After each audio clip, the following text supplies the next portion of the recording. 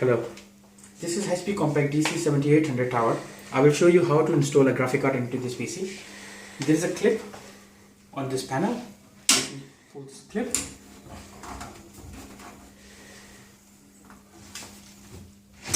And slide off.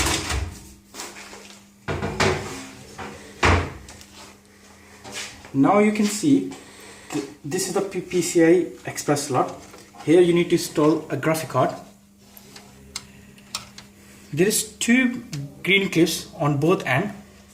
You need to push the clip in both and then it's gonna be slide off.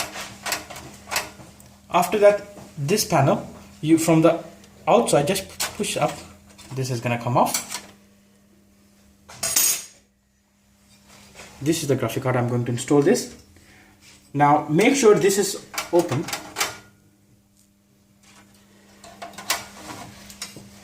Then match the hole of the graphic card and the PCI slots and then press it in. Once the graphic card in, you can close this back, push it back forward.